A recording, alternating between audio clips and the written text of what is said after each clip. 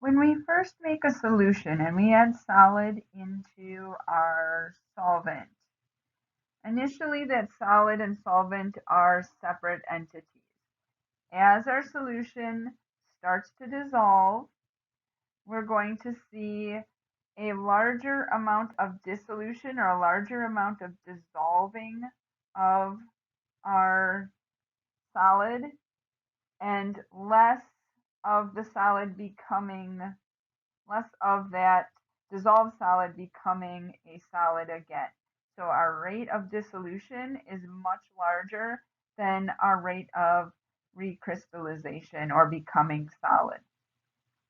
Eventually, we'll reach a state where our solution is in equilibrium. So the rate or the speed that our solid is dissolving is equal to the rate that the solid is reforming or recrystallizing. Now, this happens when we have a saturated solution.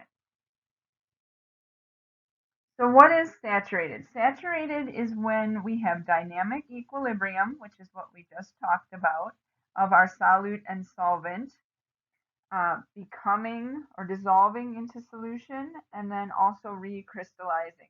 So overall, when we add that solid, we can't overall have more dissolved. So it's always dissolving and recrystallizing, but no net amount is dissolving. And so the saturated concentration, it does depend on temperature and pressure. If we raise the temperature, typically we can get more solid to dissolve. Now, a solution that has less than solute than our saturation point is said to be unsaturated. So more solute will dissolve if we add it in because we haven't reached that dynamic equilibrium yet.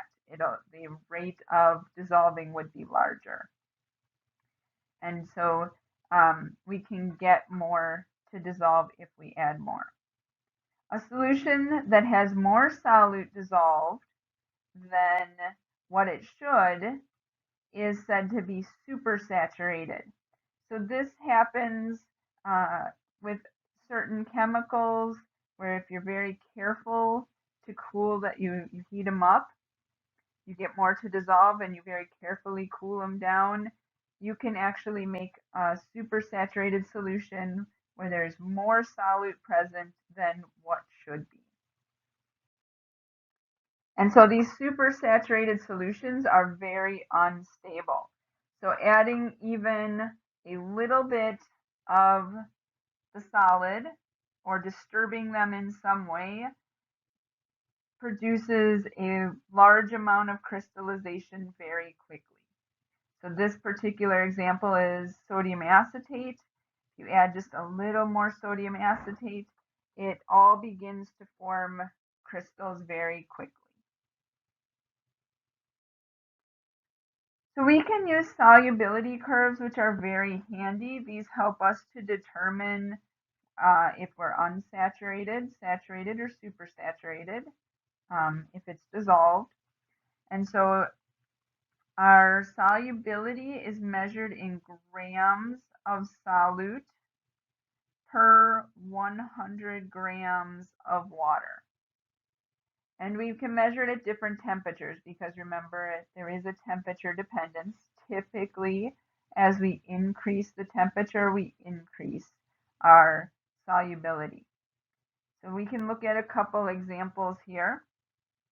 So potassium nitrate, so that is our green line. As we increase our temperature, our solubility increases. So say at 20 degrees Celsius, we can dissolve about 30 grams of potassium nitrate in 100 grams of water. If we increase our temperature up to 50, now we're getting closer to 90 grams of solute in 100 grams of water. So if we are directly on the line, that means that we are a saturated solution. If we are below the line, with the amount of solute, that means it is unsaturated. And if it is dissolved and we're above the line, that means it is supersaturated. So assuming that we're looking at our potassium nitrate, if we're above the line, that would be supersaturated. If it does not dissolve, that means that you have the amount of solid between your saturation point and that line sitting at the bottom of your beaker. So if you notice, there are some solids that actually decrease in solubility as our temperature increases. So one example of that is our sodium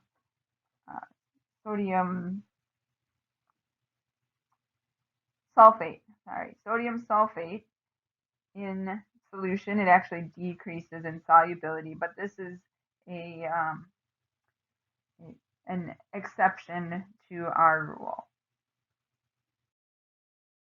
Now we can use these properties to help us chemically. So what we can do is we can take a sample. If we want to purify it, we can heat it up above room temperature, making sure that we dissolve all of our compound. And then as we let it cool down very slowly, the solid, as it approaches that saturation point, will start to crystallize. And as it crystallizes, it will leave the impurities behind in the solvent, and we'll get a very pure compound that crystallizes out.